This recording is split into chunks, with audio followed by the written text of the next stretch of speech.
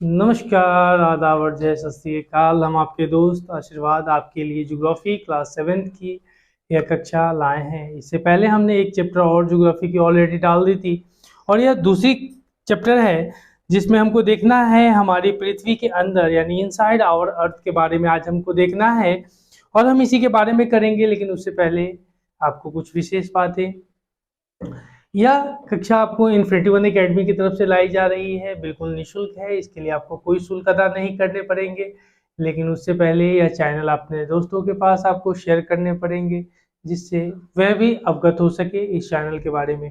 चलिए आगे बढ़ते हैं। इनसाइड आवर अर्थ के बारे में क्या कहता है इसमें, इनसाइड आवर अर्थ होता क्या है, यानी इनसाइड आवर अर्थ जो हम कहते हैं हमारी पृथ्वी के अंदर, तो यानी हमारी जो पृथ्वी है इसके अंदर भी कुछ है, तब तो हम कहते हैं इनसाइड आवर अर्थ। जैसे हम देखते हैं कि महाद्वीप सिलिका एल्युमिनियम से बनी देखिएगा, जो महाद्वीप है यहां से शुरुआत करते हैं। अगर हम बात करते हैं महाद्वीप से, महाद्वीपीय अगर बात करते हैं, यह सिलिका से बनी होती है, यह सिलिका से बनी होती है। और अगर हम बात करते हैं सिलिका के साथ में मिला दिया जाता है एल्यूमिना, सिलिका के साथ में एल्यूमिना मिला दिया जाता है, से मिलकर के Cl बनते हैं, Cl का निर्माण होता है। इस तरह से महाद्वीपीय का निर्माण होता है। ठीक है, आगे देखिएगा, कहता है महासागर, यह महाद्वीप था। महासागर की अगर बात करते हैं, यह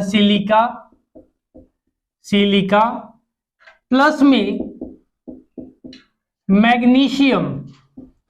मैग्नीशियम से बनी होती है, यानी सिलिका तथा मैग्नीशियम से यह बनी होती है। और जो सिलिका होती है, ठीक है, आगे प्रॉपर्टी मेंटल और क्रोड मेंटल, यह तीन हमको इसमें देखने पड़ते हैं। प्रॉपर्टी मेंटल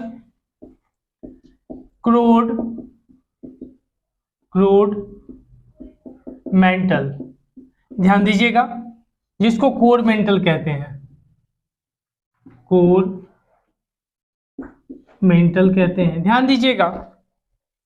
आगे अगर चर्चा करते हैं तो एक अगर हम अर्थ का फिगर लेते हैं, एक सपोज दैट इस टाइप से अगर हम बनाते हैं,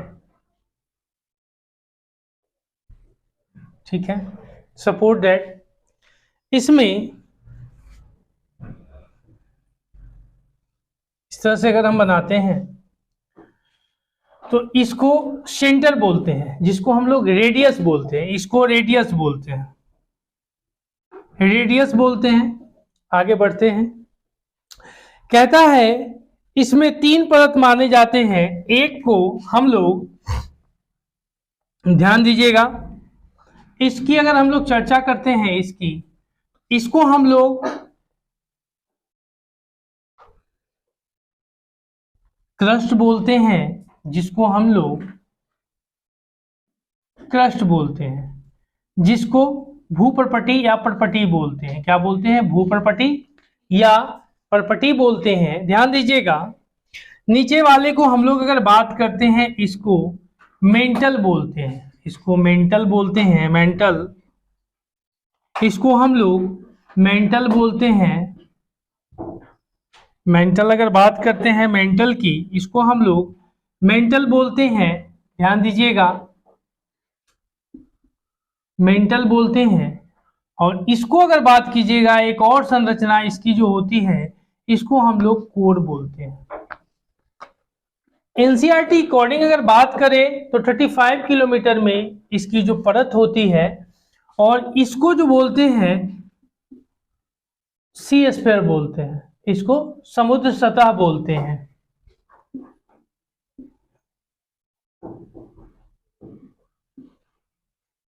स्फीयर बोलते हैं। अगर बात करते हैं क्रस्ट की, यहां से अगर बात करते हैं, जो सी स्फीयर होती है, समुद्र सतह जिसको बोलते हैं, समुद्र सतह 5 से 10 किलोमीटर तक इसकी सतह होती है। जो हम लोग लैंड, अगर समुद्र ओशियन की बात करते हैं, उससे जो पृथ्वी की लेवल तक लेते हैं, 5 से 10 किलोमीटर तक उसकी सरफेस होती है। अगर हम लोग क्रस्ट की बात करते हैं, अकॉर्डिंग एनसीईआरटी 40 किलोमीटर इसका होता है, लेकिन अगर ऐसे जो आपकी अनदर अदर अदर अगर दूसरी कोई बुक्स है उसके अकॉर्डिंग अगर हम बात करते हैं, यह 1 से लेकर के 90 किलोमीटर या यूं कहें 100 किलोमीटर तक होती है। ध्यान दीजिएगा, इनमें से कोई भी हो तो डाटा को गलत मत मानना, ठीक है।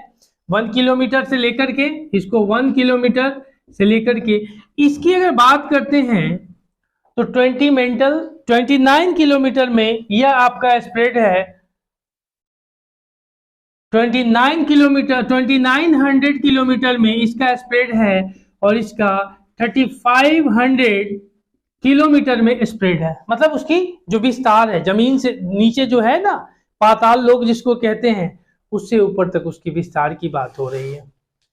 उसके बाद पृथ्वी की त्रिज्या की अगर बात करते हैं, समथिंग 6300 इसकी अप्रोक्सीमेटली लगभग 6300 किलोमीटर इसकी त्रिज्या है, ठीक है। ऊपर से जैसे हम खड़ा है इससे नीचे बहुत गहराई में है, इस तरह से करके हम इसको कहते हैं। इसी में आप देखते हैं इनर कोर और आउटर कोर दोनों होता है। अगर बाह्य कोर और आंतरिक कोर दोनों होता है, इसको इनर कोर बोलते हैं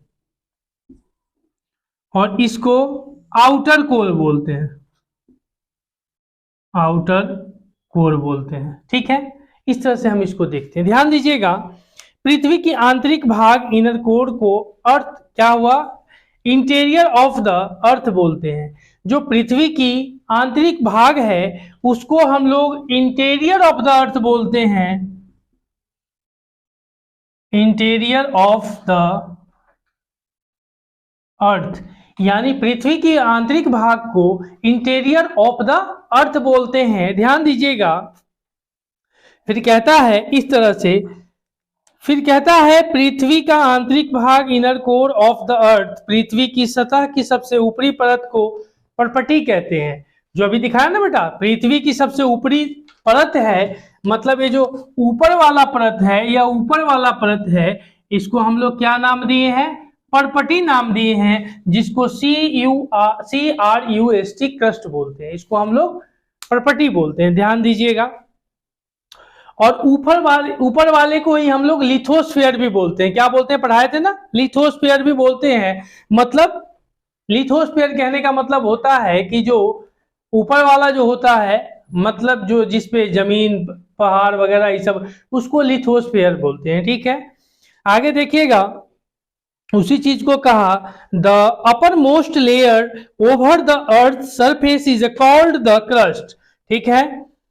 उसके बाद द टीनेस्ट होता है, यह पतली सरफेस होती है। देखा आपने, ये 35-40 किलोमीटर की इसकी संरचना होती है, ज्यादा मोटी नहीं होती है। आगे बढ़िएगा, फिर कहता है यह महाद्वीपीय संस्कृति में 35 किलोमीटर एवं समुद्री सतह में केवल 5 किलोमीटर तक है। महाद्वीपीय संहिता मुख्य रूप से सिलिका एवं एल्यूमिना का बना होता है, सिलिका एवं एल्यूमिना का बना होता है, बनी होती है। महाद्वीपीय जो सी सरफेस जो बताया, अभी सी सरफेस बताया ना, उसकी बात मैं कर रहा हूं। आगे देखिएगा, इसलिए इसे सीएल यानी सिलिका तथा एल्युमिनियम कहा जाता है, इसीलिए इसको हम लोग सीएल का नाम दिए हैं, जिसको हम लोग सीएल यानी सी से सिलिका, ए से एल्युमिनियम, सी से सिलिका, ए से एल्युमिनियम, सी से सिलिका, ए से एल्युमिनियम, ध्यान दीजिएगा, और ए से एल्युमिनियम कुल मिलाकर के बन गया सीएल, कुल मिलाकर के बन गया सीएल। ध्यान दीजिएगा, समझ में आ रहा है ना। चलिए, वेरी गुड।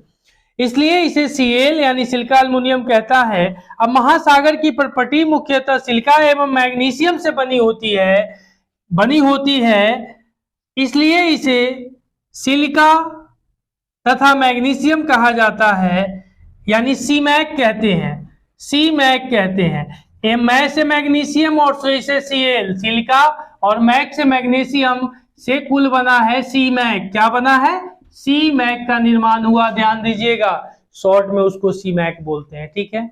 या महासागरीय या महासागर या महाद्वीपीय, महाद्वीप समझ है, कॉन्टिनेंट जिसको कहते हैं, और एल्युमिनियम और सिलिका तो पता है, सिलिका, दोनों मिलाकर के सीएल बना और शॉर्ट में इसको सीएल कहते हैं, ठीक है। Do you understand everybody? Okay, चलिए, इसलिए इसे सीएल कहा जाता है। महासागर की प्रॉपर्टी मुख्यतः सिलिका एवं मैग्नीशियम की बनी है, इसलिए इसे सीमैक कहा जाता है। वेरी गुड, आप लोग तेज हैं, ध्यान दीजिएगा।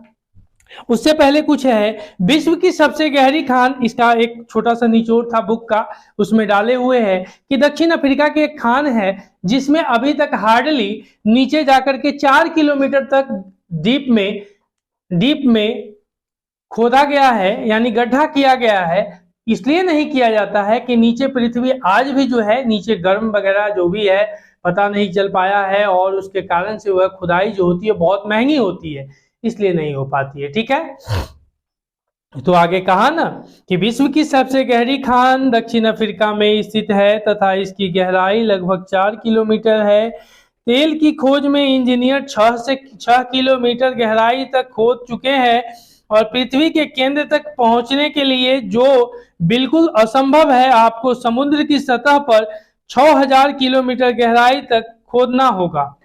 तो 6000 किलोमीटर, जब 4 किलोमीटर गए किया तो 6000 में कितना दूर है दिल्ली, है ना जी? इसीलिए हार्डली ज्यादा तक नहीं जा सकते हैं लोग। ठीक है, उसी चीज को कहा ना कि the deepest mine is the world is in South Africa. It is about 4 kilometers deep. In search for oil engineers have dug मतलब खोदना होता है, खोदा। ठीक है, a hole about 6 kilometers deep to reach to the center of the earth, which is not possible. You will have to dig, यानी गड्ढा करना। A hole 6000 kilometers deep on the ocean floor. ठीक है, उतना करेंगे तब होगा, तो उतना करना संभव नहीं है, इसलिए नहीं करते हैं। आगे बढ़ते हैं, चलिए। सिलिका सियाल समझ में आ गया जो बताया, दोनों को मिल करके, जैसे हम चीनी और चाय पत्ती मिला करके ना दूध में मिलाते हैं तो चाय का निर्माण होता है ना, उसी तरह से महाद्वीप बनती है, कॉन्टिनेंट बनती है। तो कॉन्टिनेंट को बनने के लिए सिलिका एल्युमिनियम की जरूरत पड़ती है, जिसको शॉर्ट में इसका सी ले लिया, इसका शॉर्ट में सी ले लिया, सीटी बजा दिया, और इसका एल ले लिया, तो कुल मिलाकर के सीएल का निर्माण कर दिया। इसका भी सी लिया और इसका मैं ले लिया, कुल मिलाकर के सी मैक बन गया। समझ में आया? हाँ जी, वेरी गुड। चलिए आगे बढ़िएगा। फिर कहा ना कि just like onion the earth is made up of several concentric layers with one inside another. The uppermost layer of the outer over the earth's surface is called the crust. ऊपर वाला जो हुआ उसको हम लोग called the crust.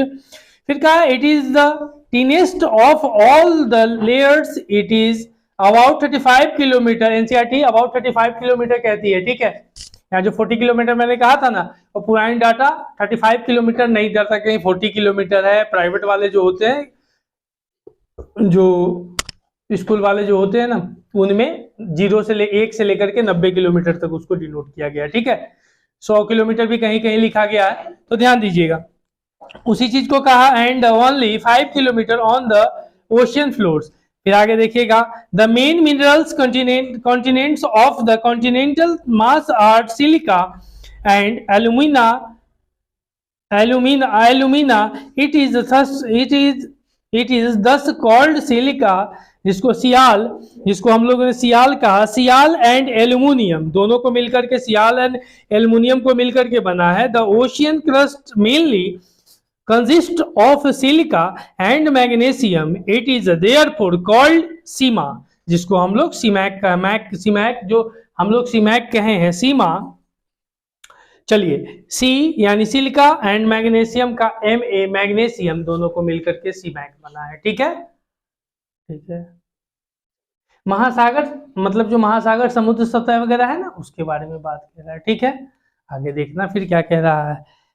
एक आप में फिगर बना होगा बुक में, जरा देखिएगा, जिसको महाद्वीपीय प्रॉपर्टी एवं महासागरीय प्रॉपर्टी, यानी continental crust and oceanic crust क्या होते हैं। तो आपने देखा ऊपर वाले 35 किलोमीटर प्रॉपर्टी, 29 किलो यानी 2900 किलोमीटर मेंटल है, 3500 किलोमीटर आपने कोर देखा। सबसे आंतरिक परत होती है जिसकी रेडियस 35 किलोमीटर होती है, 3500 किलोमीटर होती है। ये जो हमने कोड देखा है, ठीक है, हमने कोड कहा था इसको, ठीक है, 3500। और ये तो रेडियस इसका है, ये अर्थ रेडियस है, ये अर्थ रेडियस है जो आपने इधर देखा है, ठीक है। चलिए आगे बढ़ सकते हैं। चलिए उसके बाद है प्रॉपर्टी के ठीक नीचे मेंटल है। देखा, ये प्रॉपर्टी है और प्रॉपर्टी के नीचे है मेंटल। पागल मत समझना इसको, मेंटल प्रॉपर्टी के नीचे की प्रॉपर्टी, जिसको हम लोग क्या कहे, करस्ट कहे, सी, और इसको एम कहे, mantle. Are you mental? No, okay. चलिए चलिए आगे देखिएगा। मेंटल होता है जो 2900 किलोमीटर की गहराई तक फैला होता है, स्प्रेड उसकी 2900 किलोमीटर होता है, ठीक है। आगे देखिएगा, फिर ध्यान दीजिएगा, फिर कहता है इसकी सबसे आंतरिक परत क्रोड है और जिसकी त्रिज्या 3500 किलोमीटर है, और यह मुख्यतः निकल एवं लोहे की बनी होती है, और तथा इसे नीफे कहा जाता है। नीफे मतलब निकिल और लोहे की बनल हो। क्रोड जो है, देखना, जो हमने बात करी निकिल यानी जो कोर है 3500 किलोमीटर वाली है ना, इसको ये निकिल एवं लोहे की बनी होती है। यह मुख्यतः निकल प्लस में लोहे की बनी होती है, और जिसको हम लोगों ने नीफे का नाम दिया है, नीफे का नाम दिया है, यानी नी से निकिल और फे से फेरस, नी से निकिल और एफ से फेरस, जिसको निकिल और प्लस में फे से फेरस का नाम दिया है, यही फेरस कहते हैं। केंद्रीय क्रोड का तापमान एवं दाब काफी ऊंचे होता है। जो क्रोड होता है ना, इसकी टेम्परेचर जो, जैसे पृथ्वी की अपनी टेम्परेचर है, ठीक है, उसी तरह से इसकी टेम्परेचर भी अपनी होती है, जो काफी अधिक होती है, हाई लेवल पे होती है, ठीक है। चलिए, पृथ्वी के आयतन का केवल 1% हिस्सा प्रॉपर्टी है। जो पृथ्वी की पूरे आयतन है ना, जिसको हम लोग कहते हैं the crust famous only 1% of the volume of the earth, 84% consist of the metal and 15% makes the core, and the radius of the earth is, जैसे अर्थ का है 63, जो हमने कहा था अभी, अर्थ के रेडियस की बात, यह 71 तक है टोटल। अगर फाइनली कहेंगे अर्थ radius of the earth 3371 kilometre, 3771 kilometre radius of earth, ठीक है। आगे देखिएगा, उसी चीज से आपने देखा कि पृथ्वी की त्रिज्या 6371 किलोमीटर है। इग्निशियस यानी लैटिन शब्द इग्निस, जिसका अर्थ है अग्नि, से बना है। सेडिमेंट्री लैटिन शब्द जिसका सेडिमेंटल, जिसका अर्थ है स्थिर, और मेटामॉर्फिक, जिसका ग्रीक मेटामॉर्फस शब्द अर्थ है रूप परिवर्तित। आपने देखा कि जो रॉक जो होती है वह 3 तरह की पाई जाती है। जो रॉक होती है वह 3 तरह की पाई जाती है, जिसमें हमने देखा है इग्निशियस है, सेडिमेंटरी है, मेटामॉर्फिक है। There are 3 types of rock, igneous, metamorphic and आपने देखा कि सेडिमेंटरी। ये 3 तरह के रॉक आपको देखने को मिलते हैं, ठीक है। आगे भी चर्चा करते हैं, जिसमें क्या कहता है माय डियर, कहता है कि जीवाश्म क्या होते हैं, फोसिल फ्यूल्स क्या होते हैं। कहता है fossils of the remains of the dead plants and animals trapped in the layers of rocks is are called fossils. यानी जो जीव जंतु होते हैं वो जो दब जाते हैं, मृत सेल वगैरह, जो मृत वगैरह पौधे एवं जंतुओं के अवशेष को जीवाश्म कहते हैं, ठीक है, फोसिल फ्यूल कहते हैं। जैसे जो जीव जंतु मर करके लाखों साल बाद जो होते हैं, उनसे जो द्वारा जो दबी हुई उनकी हड्डी वगैरह जो देखते हैं ना, उन सब से जो प्राप्त होती है। पेड़ पौधे भी बहुत दिन पहले कभी कभी होता है कि बहुत पुरानी पेड़ पौधे वगैरह आपको दबे हुए मिलते हैं, उसी को कहते हैं। ध्यान दीजिएगा। अब सेल एवं खनिज क्या होती है, रॉक्स एंड मिनरल्स क्या होते हैं, जरा उसके बारे में देखते हैं कि रॉक्स और मिनरल्स क्या है। तो इसमें कहता है कि पृथ्वी की प्रॉपर्टी अनेक प्रकार के सेलों से बनी है। पृथ्वी की प्रॉपर्टी बनाने वाले खनिज पदार्थ के किसी भी प्राकृतिक पिंड को सेल कहते हैं। जो प्रॉपर्टी का निर्माण हुआ है ना, और वह जिस कारण से भी हुआ है, उसको हम लोग सेल का नाम देते हैं। ठीक है। कहा the earth crust is made up of various types of rocks, any natural mass of minerals matters that makes up the earth crust is called a rock, जिसको सेल बोले थे। ठीक है। उसके बाद कहा मुख्य रूप से सेल तीन प्रकार की होती है, आग्नेय इग्निशियस सेल, अवसादी और कायांतरित मेटामॉर्फिक सेल। तीनों का नाम लिख देते हैं। मुख्यतः यह तीन तरह की होती है, जिसको हमने कहा when the molten magma cools in the becomes solid rocks, the format is called the igneous। दूसरा आपने कहा रॉक लगा देना, रॉक्स।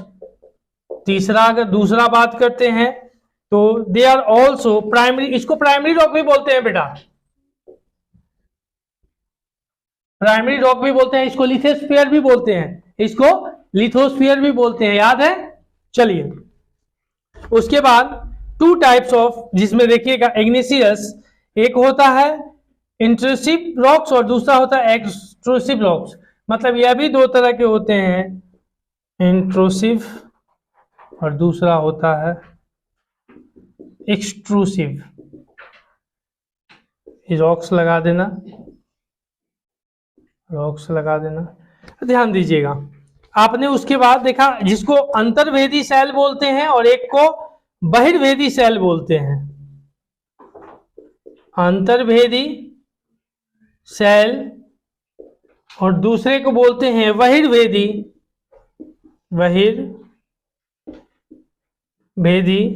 सेल बोलते हैं, सेल को रॉक बोलते हैं। ठीक है।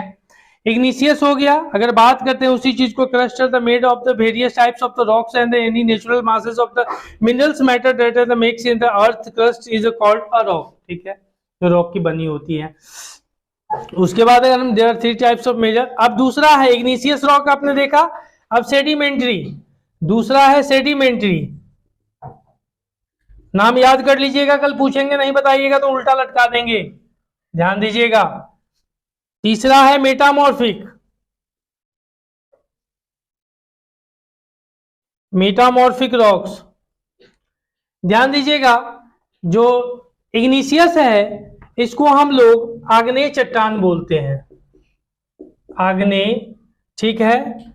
अब उसके बाद दूसरा है सेडिमेंट्री है, इसको अवसादी बोलते हैं, अवसादी बोलते हैं।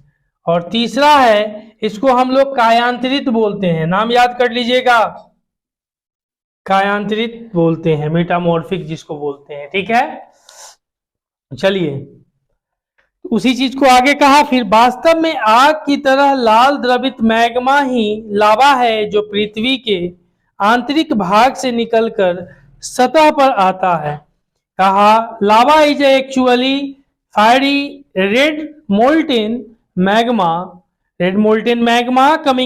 coming out from the interior of the earth on its surface, interior of the, जैसे जो हम लोग वोल्केनिक प्रोसेस देखते हैं ना, वोल्केनो क्या होता है, पृथ्वी के अंदर बहुत सारे ऐसे मैग्मा है, जब वह अंदर उसको नहीं सेव कर पाता है तो उसको कहता है तू बाहर निकल जा, जा सिमरन जा, तू अपनी जिंदगी जी ले, तब नीचे से बाहर निकाल देता है उसको। और जो बाहर निकल करके लाल लाल लावा जो आपको देखते हो, उसी सबसे निर्माण से आप जितने भी पहाड़ पठार इन सब देखते हो, उन्हीं के माध्यम से इनका निर्माण होता है।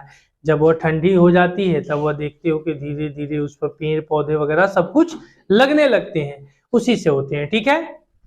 चलिए उसी चीज, वास्तव में आग की तरह लाल द्रवित मैग्मा ही लावा है, और जो पृथ्वी के आंतरिक भाग से निकलकर सतह पर आती है।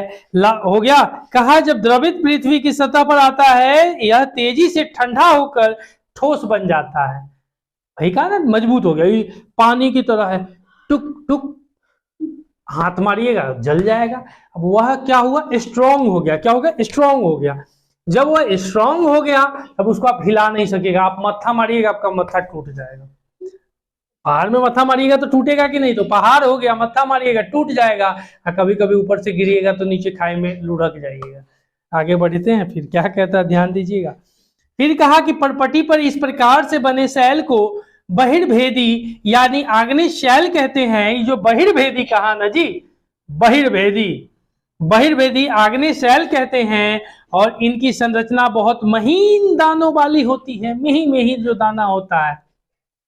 कहा है उदाहरण के लिए बेसाल्ट दक्कन पठार बेसाल्ट शैल से बनी है। दक्कन का पठार, डेक्कन प्लेट्यू का नाम सुने हैं ना, डेक्कन प्लेट्यू, महाराष्ट्र वगैरह इधर जो उधर गुजरात वगैरह जो घूम लेते हैं, घूमते हैं ना, ऐसे है रकबा उसका। अरे प्रायद्वीपीय पठार में नहीं ऐसे देखते हैं, जो इंडिया का मैप बनाया था इस तरह से करके, ये जो इस बीच वाला जो होता है प्लेट्यू वाला जो कहा था हिस्सा, तो यह जो है बेसाल्ट से बना है। ठीक है, आगे कहा फिर उदाहरण के लिए बेसाल्ट दक्कन पठार, बेसाल्ट दक्कन पठार बेसाल्ट शैलों से बना है।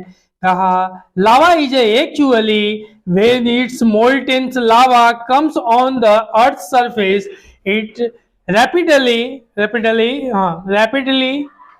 cools down and becomes solid. Rocks formed in such a way on the crust are called exclusive igneous rocks. They have a very fine grained surface. For example basalts, decane plateau, etc etc। ठीक है, उसके बाद कहा लेई मसाले तथा दानों का चूर्ण बनाने के लिए जिन अपघर्षण पत्थरों का उपयोग होता है वह ग्रेनाइट से बने होते हैं। ठीक है, वह ग्रेनाइट से बने होते हैं। सैल लुढ़क कर चटक कर तथा एक दूसरे से टकराकर छोटे छोटे टुकड़े में टूट जाती है। इन छोटे कणों को अवसाद कहते हैं। क्या कहते हैं, सेडिमेंट्री कहते हैं। आगे देखिए, फिर कहता है कि the smaller particles are called sedimentary. यह हवा जल के माध्यम से एक स्थान से दूसरे स्थान जाते हैं। यह अदृश्य अवसाद दबकर एवं कठोर होकर सैल की परत बनाते हैं। ठीक है, सैल जो रॉक जो अभी देखा ना, उसकी परत बनाने का काम करते हैं। आग्नेय एवं अवसादी सैल ऊंचे ताप एवं दाब के कारण कायांतरित सैलों में परिवर्तित हो जाते हैं। कायांतरित, जिसको हमने कहा कि igneous and sedimentary rocks can change into metamorphic rocks under great heat and pressure के कारण वह बनते हैं। ज्यादातर हीट और प्रेशर उस पर पड़ते हैं, ध्यान दीजिएगा। फिर कहा फॉर एग्जाम्पल बलुआ पत्थर रेत के दानों से बनता है और इन सैलों में पौधों, जानवरों एवं अन्य सूक्ष्म जीवाणुओं जो कभी इन सैलों पर रहे हैं के जीवाश्म भी हो सकते हैं। ठीक है, कहा clay changes into slate and limestones into marble. ठीक है, कहा एक सेल से दूसरे सेल में परिवर्तित होने की इस प्रक्रिया को सेल चक्र कहते हैं। आप जानते हैं कि द्रवित मैग्मा ठंडा होकर के आग्नेय सेल बन जाता है, यह आग्नेय सेल का निर्माण करता है। उसी तरह से कहा कि ताप एवं दाब